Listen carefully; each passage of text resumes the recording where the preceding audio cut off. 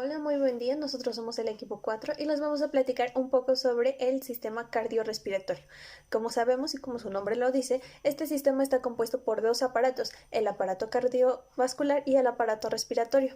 Este sistema es muy importante, como lo mencioné, contiene dos aparatos que trabajan de manera muy estrecha, ya que al momento que nosotros inhalamos se genera este aire que nosotros inhalamos se va hacia nuestros pulmones y hacia nuestros bronquios, conduciéndolos hacia nuestros alvéolos, que es donde se genera el intercambio de gases, y las venas y arterias son encargadas de transportar esa sangre oxigenada hacia el corazón, y el corazón se encarga de bombearla hacia los demás sistemas u órganos que lo necesiten. Y para empezar, el aparato cardiovascular está compuesto por el corazón, venas y arterias. En el corazón está compuesto a su vez por pericardio, miocardio y endocardio.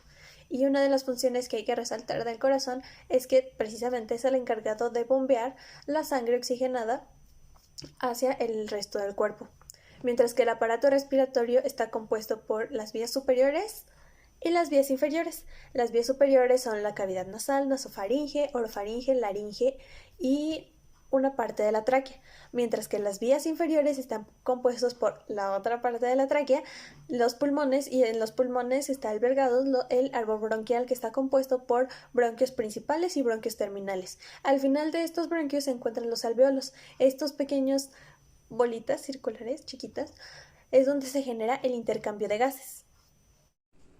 Hola, vamos a hablar de lo que es el sistema cardiorrespiratorio, bueno, de la parte respiratoria. Y para eso nos va a ayudar mi maravilloso asistente. Mi asistente va a posar para que yo les diga las posiciones anatómicas de los órganos. Entonces, este sistema empieza por la nariz y la boca, que son dos entradas de aire por las cuales puede entrar aire a nuestro organismo. Luego, en la nariz tenemos lo que serían las fosas nasales, el conducto nasal y los cornetes nasales. Estos ayudan a que el aire circule, se filtre de bacterias y o de partículas que puedan entrar a nuestro sistema y que empiece a calentarse y a humedecerse. Luego están los cerros nasales, que son cavidades que tenemos en esta parte de nuestro cráneo, que también ayudan a que este aire recircule, se caliente y se humedezca. Cuando tenemos una enfermedad que nos seca la nariz, este aire entra muy frío a nuestros senos y entonces nos empieza a irritar y a secar por dentro, lo cual nos puede generar dolor de garganta y algunas inflamaciones. Estos senos también a veces se llenan de moco, lo que nos genera un cuadro de sinusitis, que es hinchazón y dolor. Luego pasamos a lo que es la bucofaringe, que es donde se unen la cavidad nasal y la cavidad bucal. Esta bucofaringe es muy importante porque nos permite un paso de aire y también es lo que compone nuestro sentido del gusto, ya que están comunicadas, por eso olfato y gusto están muy interconectados. Hay una tapa de cartílago aquí que se llama la epiglotis, que sirve para tapar nuestra tráquea y evita que fragmentos de alimento o líquido entren a nuestra tráquea, donde solo tiene que entrar aire. Cuando esto sucede, hay un arco reflejo que nos hace toser y expulsar aire para poder expulsar el fragmento de comida o el líquido que nos haya entrado. En caso de que no se pueda, existe la maniobra Heimlich. Luego pasamos a nuestra tráquea, que es un tubo que está por aquí, que está rodeado de anillos de cartílago. Este tubo,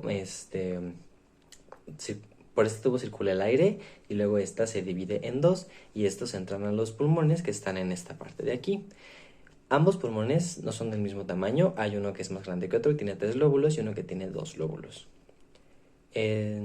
La tráquea se divide en dos y ambas entran a los pulmones, formando lo que se conoce como bronquios y los árboles bronquiales. Luego estos bronquios se subdividen en tubos más delgados llamados bronquiolos y estos terminan en unos sacos llamados alvéolos donde se genera el intercambio gaseoso.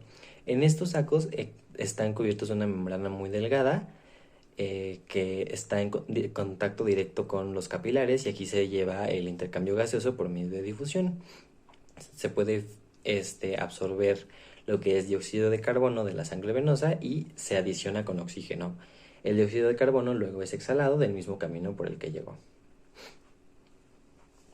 Entonces, Es necesario que hablemos también del sistema cardiovascular y esto lo podemos dividir en tres puntos muy importantes, que es la sangre, el corazón y los vasos sanguíneos. El primero de estos, la sangre, es un tejido conectivo líquido que posee una matriz extracelular que es también líquida.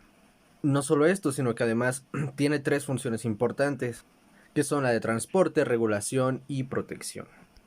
transporte en el sentido que lleva el oxígeno proveniente de los pulmones hacia el resto de las células corporales y regresa el dióxido de carbono del resto del cuerpo hacia los pulmones para que se pueda exhalar.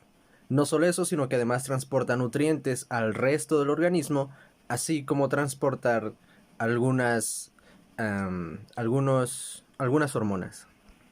El segundo punto, que es el de regulación, esto se lleva a cabo dado que la sangre tiene pues este factor de promover la homeostasis del organismo, así como mantener el pH del cuerpo a través de ciertas sustancias que conocemos como buffers. Y hablamos también de protección en el sentido de que ésta se coagula evitando que literalmente perdamos toda la sangre del organismo en caso de alguna herida. Ahora, como mencioné, también tenemos que hablar del corazón, el cual está conformado por músculo cardíaco. Se va a ubicar en el mediastino con 2/3 de toda su masa, un poco más hacia la izquierda. O sea, va a estar ubicado entre los pulmones, pero se va a notar esa acentuación de corrimiento hacia el pulmón del lado izquierdo. Y bueno, ¿cuál es la función de este órgano? Bueno, pues no es más que la de bombear la sangre del corazón al resto del cuerpo a través de los vasos sanguíneos, de los que voy a estar hablando un poco más adelante. El corazón se va a encontrar compuesto por 3 capas, que es miocardio, endocardio y pericardio.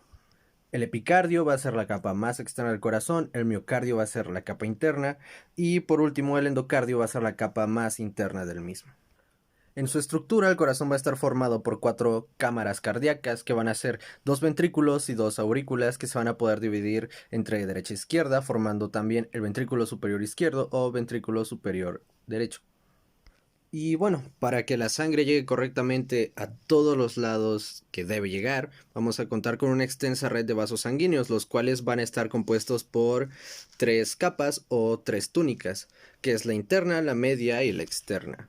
La túnica interna va a estar formada por endotelio, una membrana basal, además de una lámina elástica.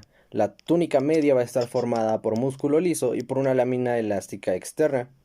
Mientras que la túnica externa va a estar formada por colágeno y por fibras elásticas, que es la interna, la media y la externa.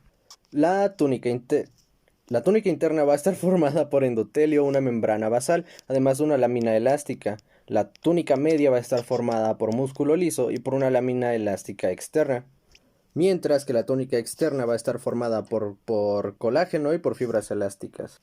Ahora bien, vamos a tener dos tipos de vasos sanguíneos muy importantes que son las venas y son las arterias. Y bueno, es importante mencionar cuál es la diferencia entre cada una. Las arterias son aquellas que van a transportar la sangre oxigenada del corazón y de los pulmones hacia el resto del organismo, mientras que las venas van a transportar la sangre ya oxidada después de recorrer todo el cuerpo. Va a incluir ahí también algunos desechos y pues los van a transportar a través de las venas.